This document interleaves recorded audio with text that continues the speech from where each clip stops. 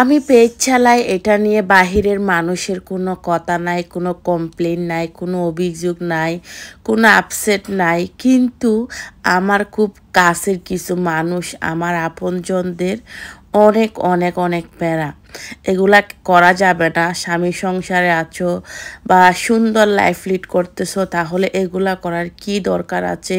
মানে নানান নানান তারা আমাকে মানে কি কথা বলে, মানে ভিডিও দেখবে আমার ফোনে, কিন্তু কমেন্টসগুলো করবে আমার বাড়িতে গিয়ে।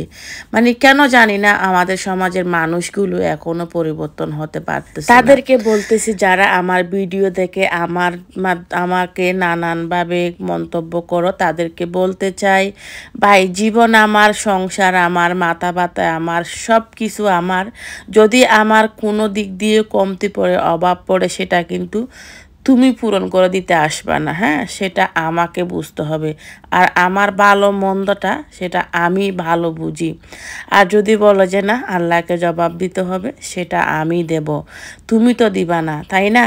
আমি যদি একবেলা না খেয়ে থাকি, আমি যদি একটু বিপদে পড়ি, আমি যদি একটু বা আমার কিছু হয়, বা আমার হাজব্যান্ডের কিছু হয়, বা আমার সন্তানের কিছু হয়, সেটা চিন্তা তুমি করবা না, সেটা কিন্তু আমাকে করতে হবে, তাই না?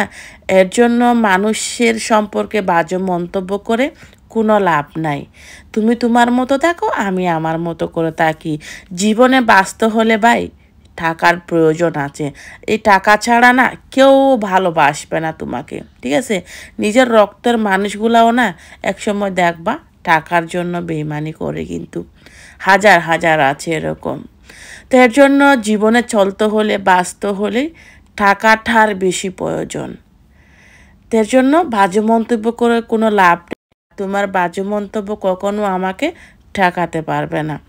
তো যাই হোক, অনেকজনে অনেক কথা বলে, আসলে এগুলাতে আমি কখনো কান দিও না, বা কান দিতেও চাই না। আর যদি কান দিতাম তাহলে আমি এই অনলাইনে আসতাম না। তো যারা বলতেছ বলতে থাকো, কোনো সমস্যা নাই, তাতে আমাকে একদম দমিয়ে রাখতে পারবে না। আর আমার পাশে হচ্ছে, আমি বয়স দিচ্ছি, আমার ছেলে আছে, ও এখন বাজে 3টা, 3:30 রাইট, কিন্তু এখনও ঘুমাচ্ছে না। তো এই যে আজকে রান্না করতেছি গরুর বট, এটা আমার খুব ফেভারিট, আপনাদের ভাই আরও অনেক বেশি পছন্দের খাবারের মধ্যে এটা। তো জামাইয়ের বউ দুজনের যখন একসাথে মিলে যায়, তখন কি করি আমি, ওই তরকারি মানে ওই রকম রান্নাগুলো বারবার করি। তো আজকে বট খাইতে মন চাচ্ছে, এই যে নিয়ে আসলাম। বর আপনাদের ভাই এনে দিয়ে চলে গেল, পরে আমি অনেক ঝাল ঝাল করে রান্না করছি, এত পরিমাণ জাল দিয়ে রান্না করছি, লাস্টে কিন্তু বাবুরা খাইতে পারেন নাই।